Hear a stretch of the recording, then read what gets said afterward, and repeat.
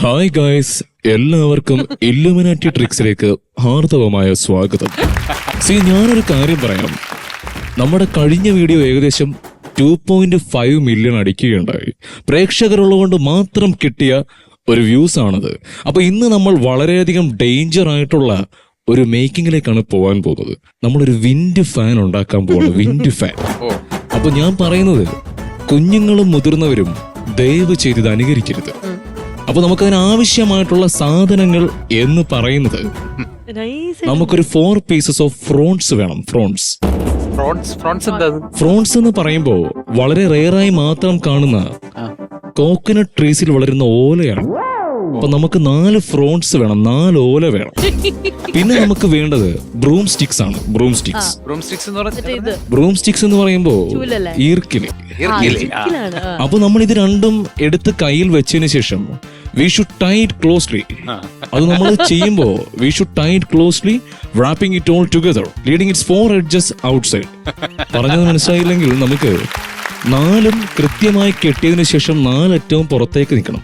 ഇനിയാണ് ഞാൻ പറഞ്ഞത്, കുഞ്ഞുങ്ങൾ ദയവ് ചെയ്ത് അനുകരിക്കരുത്. കാരണം നമ്മൾ ഈ ടൈ ചെയ്ത് വെച്ചേക്കുന്നതിന് നടുക്ക് ഒരു തുള ഇടാൻ പോവുകയാണ് സുഹൃത്തുക്കളെ. ഈ തുള ഇട്ടതിന് ശേഷം സ്മൂത്ത് ആയതിനു ശേഷം നമ്മുടെ വിൻഡ് ഫാൻ ഏകദേശം റെഡിയായി കഴിഞ്ഞിരിക്കുകയാണ്. ഇനി നമ്മൾ ചെയ്യേണ്ടത് ഇത് കറക്കുക എന്നുള്ളതാണ്. ഇത് കറക്കുന്ന വിധം പല ഭാഗത്തു നിന്നുള്ള ആൾക്കാരുള്ളതുകൊണ്ട് പറയുന്നത്, തെക്കൻ കേരളത്തിലുള്ള ആളുകളാണെങ്കിൽ വൈകിട്ട് 6 മണിക്ക് ശേഷവും, വടക്കൻ കേരളത്തിലുള്ള ആളുകളാണെങ്കിൽ 4 മണിക്ക് ശേഷവും കാറ്റ് വീശുമ്പോൾ ഓപ്പോസിറ്റ് ഡയറക്ഷനിൽ ഇത് വെച്ച് കൊടുക്കുക. സോ ഈ വീഡിയോ ഇഷ്ടമായെങ്കിൽ എല്ലാവരും ലൈക്ക് ചെയ്യുക, ഷെയർ ചെയ്യുക, സബ്സ്ക്രൈബ് ചെയ്യുക. Thank you. ഇനി നമുക്ക് എല്ലാവർക്കും അറിയാം, പക്ക നാടനായിട്ട് നിൽക്കുന്ന, പക്ക ഒരു നമ്മളെല്ലാവരും അടുത്തിടപഴകി സംസാരിക്കുന്ന വിനായകൻ ചേട്ടൻ. അദ്ദേഹം പാരലൽ യൂണിവേഴ്സിൽ എന്തായിരിക്കും നോക്കാം. എല്ലാവർക്കും നമസ്കാരമുണ്ട്. കൊച്ചിൻ അരളി നാടൻപാട്ടും കലാസമിതിയിലേക്കും എല്ലാ മാന്യപ്രേക്ഷകർക്കും ഹാർദവമായ സ്വാഗതം. ഇവിടെ ഞാൻ വന്നപ്പോൾ എൻ്റെ അടുത്ത് ഇവിടുത്തെ കമ്മിറ്റിക്കാർ പറയുകയുണ്ടായി, വിനായകൻ ആ പാട്ട് പാടണം, വിനായകൻ ഈ പാട്ട് പാടണം. അല്ല, അവരാരും എൻ്റെ അടുത്ത് പറയാൻ? അവർക്ക് എന്ത് റൈറ്റ് ഉണ്ട് എൻ്റെ അടുത്ത് പറയാൻ? അവർക്ക് എന്നെ പറ്റി അറിയാൻ പാടില്ലാത്തതുകൊണ്ടാണ്. I am one of the prominent singer of നാടൻപാട്ട് കേരള കലാരൂപം ഫോർ ദ ലാസ്റ്റ് 25 years. അവർക്ക് എന്നെ പറ്റി അറിയില്ല. അല്ല, മക്കളൊന്നറിയില്ല ഞാൻ ആരാന്ന്. എൻ്റെ ഏതൊക്കെ പാട്ട് കേട്ടിട്ടുണ്ട്. അപ്പോൾ നമ്മുടെ പരിപാടി ആരംഭിക്കാൻ പോവാണ്. നമുക്കിവിടെ ശബ്ദവും വിളിച്ചു തന്ന വിധു പ്രതാപ് സൗണ്ട്സിനും പക്രു ലൈറ്റ്സിനും എൻ്റെ എല്ലാവിധ ആശംസകളും നന്ദിയും അറിയിക്കുകയാണ്. ആദ്യ പാട്ട് തുടങ്ങാൻ പോവാണ്. അപ്പം വിധു എൻ്റെ കൂടെ ഒന്ന് ജസ്റ്റ് ഒന്ന് 2 വരിക്ക് പാടണം. എന്നാന്ന് വെച്ചാൽ ലീഡ് പാടുന്ന ആളിതുവരെ എത്തിയിട്ടില്ല. പിന്നെ വേറൊരു പ്രശ്നം, പരുന്തിന്റെ കലാരൂപം ചെയ്യുന്ന ആളും എത്തിയിട്ടില്ല. അപ്പം കുഴപ്പമില്ല, ഞാനിതെല്ലാം ഒറ്റയ്ക്ക് മെയിൻറ്റെയിൻ ചെയ്യുന്ന ആളായതുകൊണ്ട് എനിക്ക് പാടാൻ പറ്റും. ചക്കി എന്നൊരു ചെമ്പരുന്തവളോ തകതെയ്ത, ചക്കി എന്നൊരു ചെമ്പരുന്തവളോ തകതെയ്ത. കോറസ് പാടും എല്ലാരും. തന്നാരം പരുന്തവിടെ, പരുന്തവിടറാ, പരുന്തിനെ കാണാനില്ലല്ലോ. പരിപാടി പൊളിയുന്നാണ് തോന്നുന്നത്. യു കണ്ടിന്യൂ, 2 പേരും കൂടി പാട്. മൈക്ക് അറേഞ്ച് ചെയ്ത് നോക്ക് കൃത്യമായിട്ട്. എന്താണ് നടക്കണത്? ഇത് മൊത്തം പരിപാടി. ഇത് തന്നാനെ പാടിയിട്ട് കാര്യമില്ല, അടിയിട്ട് ഇറങ്ങി ഓടാൻ നോക്ക്. ഇതായിരിക്കും വിനായകൻ ചേട്ടന്റെ ഒരു. ഇനി എല്ലാ ബസ് സ്റ്റാൻഡുകളിലും നമ്മൾ കേൾക്കുന്ന അനൗൺസ്മെന്റുകളുണ്ട് അല്ലെ. അപ്പൊ അത് എപ്പോഴും എല്ലാ സ്റ്റാൻഡിലും ഒരേ ആംപ്ലിഫയറും സൗണ്ട് സിസ്റ്റമാണോ നമുക്ക് തോന്നിപ്പോകും. കാരണം അടഞ്ഞ ശബ്ദത്തിൽ കേൾക്കുള്ളൂ എത്ര തുറന്നു പറഞ്ഞാലും. അപ്പൊ ആ അടഞ്ഞ ശബ്ദത്തില് നമ്മുടെ പാരലൽ യൂണിവേഴ്സിനകത്ത് ഞാൻ അനൗൺസ്മെന്റ് കൊടുക്കുന്ന സണ്ണിവേനാ വക്രു ചേട്ടാ, സണ്ണിവേൻ ചേട്ടൻ. അപ്പൊ അതെങ്ങനെ ഉണ്ടാവും നമുക്ക് നോക്കാം. പാലാ കാഞ്ഞിരപ്പള്ളി മുണ്ടക്കയം കുട്ടിക്കാനം വഴി കുമളിലേക്ക് പോകുന്ന സെന്റ് ജോർജ് മോട്ടോഴ്സ് സ്റ്റാൻഡിന്റെ അടുത്ത സൈഡിൽ പാർക്ക് ചെയ്തിട്ടുണ്ട്. അതുപോലെ യാത്രക്കാർ പ്രത്യേകം ശ്രദ്ധിക്കുക, സ്റ്റാൻഡിൽ പോക്കറ്റ് അടിയുണ്ട്. പോക്കറ്റ് അടിച്ച് പിടിക്കുന്നവന്റെ കിട്ടിക്കഴിഞ്ഞാൽ പാൻക്രിയാസ്തോസ് പൂത്തോസ് തംപോസ് കൊന്നുകളയും ഞാൻ പട്ടികളെ. ഇതായിരിക്കും മുള്ളിത്.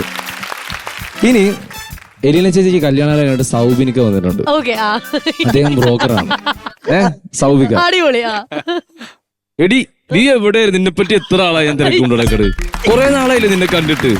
നിനക്ക് പറ്റിയൊരു പയ്യനെ ഞാൻ കണ്ടുപിടിച്ചിട്ടുണ്ട്. കുറെ നിനക്ക് പറ്റിയത് കറക്റ്റാണ്. ഒരു രക്ഷയില്ലാത്ത പയ്യൻ, സൂപ്പർ പയ്യനാണ്. ഞാൻ എന്റെ ഒരു അകന്ന ബന്ധുവിന്റെ മകനാണ്. ഞാൻ അവിടെ ചെന്നപ്പോ എന്റെ അടുത്ത് ഇങ്ങനെ പറഞ്ഞു, നല്ല പെൺപിള്ളേരാരെങ്കിലും അടക്കോ ഒതുക്കമുള്ള പെണ്ണുകളെന്ന് പറഞ്ഞാൽ നിന്നെ ഞാൻ ചൂസ് ചെയ്ത. മനസ്സിലായ? അവൻ അനുഭവിക്കട്ടെ, നിന്നെ കെട്ടിയ പോട്ടെ, എന്തിനും ആയിക്കോട്ടെ.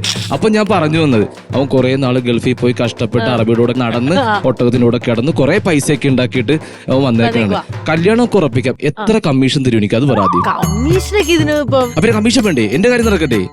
എത്ര രൂപ കമ്മീഷൻ തരും? ഒരു 5%. നാണില്ലേ പറയാൻ? ആ സ്റ്റേജിൽ കയറുന്ന 5%. അയ്യേ 5%. അയ്യേ 10% ആണെങ്കിൽ നമ്മളിപ്പോ ലോക്ക് ചെയ്യും. 10? പയ്യനെ ഇപ്പൊ വിളിക്കും, ഞാൻ ഇവിടെ വെച്ച് പറയും. ഇക്കല്ലേ എന്റെ പെങ്ങൾക്ക് കെട്ടിച്ചു കൊടുക്കുന്ന പയ്യനാണത്. ഉറപ്പാണേ? ഉറപ്പാണ്. പറയുകയാണെങ്കിൽ കാര്യം നമുക്കൊന്നൊരു 10%. 10% ഉറപ്പാണേ? ഉറപ്പിക്കാം. നല്ല ഒച്ച. ഇതാ ഞാൻ പറഞ്ഞ അവന്റെ ഭാഗ്യാണ്. ഞാൻ പയ്യനെ വിളിക്കാം. വിധുവിന് പറ്റിയൊരു പെണ്ണുണ്ട്. വേണ? വിധുവിന് പറ്റിയൊരു പെണ്ണുണ്ട്. അടക്കു ഒതുക്കൊള്ളൊരു പെണ്ണല്ലേ? എന്റെ അനിയന് കെട്ടിച്ചു കൊടുക്കുന്ന പെണ്ണാണ് അവള്. സൂപ്പർ പെങ്കൊച്ച. കമ്മീഷൻ എത്ര വരും? എത്ര വരും? എന്റെ ഒരു റേഞ്ചിൽ 20 പ്രതീക്ഷിക്കുന്നുണ്ട് ഞാൻ. എന്നാലും എത്ര വരും? ഒരു 8. 8? ഇത്രക്ക് ചീപ്പാണോ വിധു പ്രതാപ്? ഞാൻ എന്റെ അനിയനെ കെട്ടിച്ചു കൊടുത്തോളാം. പൊക്കോ. അടിപൊളി. ഇതായിരിക്കും സൗഭിക്കയുടെ ആ ഒരു ബ്രോക്കറായിട്ട് അദ്ദേഹം പോകുന്നത്. ഇനി വിധു ചേട്ടന്റെയും എന്റെയും ബക്രു ചേട്ടന്റെയൊക്കെ ഏറ്റവും അടുത്ത സുഹൃത്തുക്കൾ ഒരാളായിട്ടുള്ള രമേശ് ചേട്ടൻ വിശാരടി. രമേശ് ചേട്ടൻ പാരലൽ യൂണിവേഴ്സിറ്റിയിൽ ഒരു ബ്രദറാണ്. അതെ. അത്യുന്നതങ്ങളിലുള്ള ദൈവത്തിന് മഹത്വം, സന്മനസ്സുള്ളവർക്ക് സമാധാനം. പ്രിയ കുഞ്ഞുങ്ങളെ, പ്രിയ സഹോദരികളെ, പ്രിയ സഹോദരന്മാരെ, ഇന്ന് ഈ പുണ്യവേദിയിൽ ഒരുപാട് അത്ഭുത പ്രവർത്തനങ്ങൾ നടക്കാൻ പോവുകയാണ്. അതിന്റെ പ്രാർത്ഥനയിലേക്ക് നമ്മളെല്ലാവരും കടക്കാൻ പോവുകയാണ്. കഴിഞ്ഞ ആഴ്ച നമ്മുടെ ഈ പ്രാർത്ഥന നടന്നപ്പോൾ കൂനമ്മാവിലുള്ള ഒരു 42-കാരനായ ധർമ്മജൻ എന്ന യുവാവ് വരികയും അദ്ദേഹത്തിന്റെ പ്രശ്നമായ അദ്ദേഹത്തിന്റെ കോമഡികളൊന്നും വിജയിക്കില്ല എന്നൊരു കാര്യം ഇവിടെ പറയുകയുണ്ടായി. നമ്മളോടൊപ്പം പ്രാർത്ഥനയിൽ പങ്കുചേർന്നതിന് ശേഷം അദ്ദേഹം 16 വർഷങ്ങൾക്ക് ശേഷം ഈ കാണുന്ന 2000-ഓളം വരുന്ന കാണികളെ സാക്ഷിയാക്കിക്കൊണ്ട് അദ്ദേഹം ഒരു കോമഡി പറയുകയും ആ കോമഡിയിൽ വലിയ വിജയമാവുകയും ചെയ്തു. ഇതൊക്കെ നമ്മുടെ പ്രാർത്ഥനയുടെ മാത്രം ഗുണമാണ്. കുറെ നാളുകൾക്ക് ശേഷം നമ്മുടെ ഗിന്നസ് ബക്രു ചേട്ടന്റെ ട്രെയിൻ വീണ്ടും സ്റ്റാർട്ടായി. ഒരുപാട് നാളായിട്ട് വീണ്ടും വീണ്ടും കിടന്ന് പുഴുത്തുകൊണ്ടിരുന്ന വിധു പ്രതാപിന്റെ കൗണ്ടറുകൾ വീണ്ടും വിജയിച്ചു തുടങ്ങി. ഒരിക്കലും അടങ്ങില്ലെന്ന് കണ്ടിരുന്ന എലീന വീണ്ടും അടക്കം ഒതുക്കം പഠിച്ചു. ഇതൊക്കെ നമ്മുടെ പ്രാർത്ഥനയുടെ ഫലമാണ്. ഇരു കൈകളും മുകളിലേക്ക് ഉയർത്തി കർത്താവിനെ സ്തുതിച്ചുകൊണ്ട് ഹല്ലേലൂയ സ്തോത്രം. രമേശ് ചേട്ടന്റെ ഒരു സംസാരം കൊണ്ട് അദ്ദേഹത്തിന് ചെയ്യാൻ പറ്റുന്ന. പിന്നെ നമുക്കുള്ളത് മലയാളത്തിൽ ഇപ്പൊ ട്രെൻഡിങ് ആയിട്ട് വരുന്ന ഒരു നെക്സ്റ്റ് ജനപ്രിയ നായകൻ ലെവലിൽ വരുന്ന ആൾ അർജുൻ അശോകൻ ചേട്ടൻ. ബാബു നമ്പൂതിരി കഴിഞ്ഞാൽ മലയാള സിനിമയിൽ ഇത്രയും പതിയെ സംസാരിക്കുന്ന വ്യക്തി വേറെ ഉണ്ടാവില്ല. അപ്പം അർജുൻ ചേട്ടൻ ഒരു ഹോമിയോയിലെ ഡോക്ടറാണ്, ഹോമിയോ ഡിസ്പെൻസറിയിലെ. അപ്പൊ വിധു ചേട്ടന് ജലദോഷമായിട്ട് വന്നേക്കുവാണ്. ഓക്കെ, അപ്പൊ ഞാൻ പേര് ചോദിക്കുമ്പോൾ വിധു എന്ന് പറയണം, ജലദോഷം എന്ന് മാത്രം പറഞ്ഞാൽ മതി. ഓക്കെ, എന്താ പേര്? എന്താ പേര്? വിധു പ്രതാപ്. നല്ല പേര്. എന്ത് ചെയ്യുന്നു? ഞാൻ പാട്ടൊക്കെ ഗായകനാ. പാട്ട് അടിപൊളി. കുറെ നാളായി നല്ലൊരു പാട്ടുകാരനെ കണ്ടിട്ട്. പിന്നെ എന്താ അസുഖം? എന്താ അസുഖം പറഞ്ഞില്ല? എനിക്ക് ചെറിയൊരു ജലദോഷം. ജലദോഷം കൊള്ളാം, നല്ല അസുഖം. കുറെ നാളായി ജലദോഷമുള്ള ഒരാളെ കണ്ടിട്ട്. ബുദ്ധിമുട്ടാവില്ലെങ്കിൽ അടിയന് വേണ്ടി ജലദോഷം വരുമ്പം എല്ലാവർക്കും അനുകരിച്ച് പാടാൻ പറ്റുന്ന ഒരു ശബ്ദമുണ്ട്, ഉദിത് നാരായണന്റെ. 2 വരി പാടുവോ? 2 വരി പാടുവോ? ഓക്കെ, എനിക്ക് ഇഷ്ടപ്പെട്ടു, ഇഷ്ടായി, കൊള്ളാം. ഞാൻ മരുന്നുകൾ എഴുതിയിട്ടുണ്ട്. ഇത് തുള്ളിമരുന്ന് 1 വീതം 3 നേരം മൂക്കിലൊഴിക്കണം. ഇത് പൊടിമരുന്ന് വെള്ളത്തിൽ ചാലിച്ച് ഭക്ഷണത്തിന് ശേഷം കഴിക്കണം. ഇത് പ്രതിരോധ മരുന്ന്. നിങ്ങളുടെ അസുഖം ഏതായാലും മരുന്നുകൾ ഈ 3 എണ്ണം മാത്രമേ ഉണ്ടാവുള്ളൂ. ഒക്കെ ഒരു ഭാഗ്യം പോലെ. ഇനി നമ്മുടെ വിനയ് ഫോർട്ട്. വിനയ് ചേട്ടൻ മെന്റലിസ്റ്റ് ആയിട്ട് ഈ വേദിയിൽ എത്തുവാണ്. മെന്റലിസ്റ്റ് ആണ്. എല്ലാവർക്കും നമസ്കാരം. Hi hi hi. എന്റെ അടുത്ത് 3 പേരും പേര് പറയരുത്. ഞാൻ നിങ്ങളുടെ മൈൻഡ് റീഡ് ചെയ്യാൻ പോവാണ്. നിങ്ങളുടെ പേരുകൾ ഞാൻ കണ്ടുപിടിക്കാൻ പോവാണ്. ഓക്കെ, 2 സെക്കൻഡ് 3 പേരും കണ്ണടക്കി നല്ലൊരു ബ്രീത്ത് എടുക്ക്. കണ്ണു തുറന്നോളൂ. ഓക്കെ, നടുക്കിരിക്കുന്ന ആളുടെ അടുത്താണ് 2 വാക്കായിട്ടുള്ള 6 അക്ഷരം വരുന്നതല്ലേ നിങ്ങളുടെ പേര്? അല്ലേ? ആയിലല്ലേ നിങ്ങളുടെ പേര് സ്റ്റാർട്ട് ചെയ്യുന്നത്? ആയിലാണ്. ഞാൻ പറയുന്നത് ശരിയല്ലേ? അജയകുമാർ എന്നല്ലേ നിങ്ങളുടെ പേര്? അല്ലേ? ഞാൻ പറഞ്ഞില്ലേ, ഭാര്യയും 2 കുട്ടികളും ഉണ്ട്. അല്ലേ? സംഗീതമാണ് അഭിരുചി. പക്ഷെ കോമഡി പറഞ്ഞ് ഞങ്ങൾ വെറുപ്പിക്കുന്നു. അത് ഞങ്ങളുടെ വിധി. അതുകൊണ്ട് നീ വിധു പ്രതാപ് അല്ലേ? എനിക്കറിയാം ഈ ലോകത്തില് ഒട്ടും അടക്കം ഒതുക്കില്ലാത്തൊരു കുട്ടിയല്ലേ? പേര് അലീന. എലീന. യെസ്, ഞാൻ പറഞ്ഞ റൈറ്റല്ലേ? മലയാള സിനിമ മാറാൻ പോവാണ്. ഇനിയും ഒരുപാട് 200-300 കോടി ക്ലബുകളിലേക്ക് പോവും. എന്റെ പുതിയ പ്രൊഡിക്ഷനാണ്, ഞാൻ പറയുന്നത് കുറിച്ചിട്ടോ. ഈ എപ്പിസോഡ് വൈറലാവും. Thank U.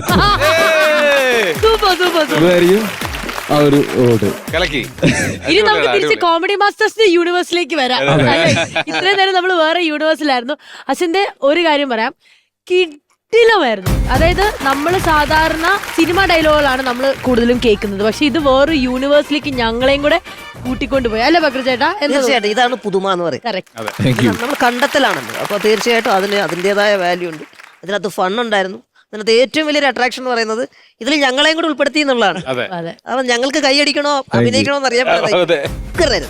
താങ്ക് യു കേട്ടോ, താങ്ക് യു. യശ്വന്തേ, ഇതേ നമ്പറുമായിട്ട് നമുക്ക് വേറെ ഏതെങ്കിലും ഇവിടെ രാജ്യം. ലാസ്റ്റ് റിയാദിൽ വെച്ച് നമ്മൾ കണ്ടത്. അതെ അതെ അതെ. ഞാൻ 8 വർഷമായി ഫീൽഡിൽ നിൽക്കുന്നു. അതിന് ആദ്യമായിട്ട് ഒരു പ്രൊഫഷണൽ സ്റ്റേജിൽ കയറുന്നത്, ആദ്യമായിട്ട് ഞാൻ 40,000 വോൾട്ട് സൗണ്ടിൽ മിമിക്രി ചെയ്യുന്നത് പക്രുചേട്ടന്റെ ഷോയ്ക്കാണ്.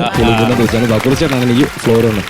ഒരുപാട് നാളത്തെ ബ്രേക്കിന് ശേഷം പക്രുചേട്ടന് മുന്നിൽ ചെയ്യാൻ പറ്റില്ല. അത് മാത്രമല്ല നമ്മളൊരു കോളേജിൽ പഠിച്ചവരുമാണ്. അതെ, പക്രുചേട്ടന് ശേഷം ബസേലിയസ് കോളേജിൽ നിന്ന് മിമിക്രിക്ക് ഞാനാണ് പിന്നെ ഒരുമിച്ച് പഠിച്ചവരാണോ? ഒരുമിച്ച് പഠിച്ചതല്ല. സീരിയസ് ആയി ഞങ്ങളെ യങ്സ്റ്റേഴ്സ് അങ്ങനെയാണ്. അങ്ങനെ പറയുന്നത് എനിക്കിഷ്ടം.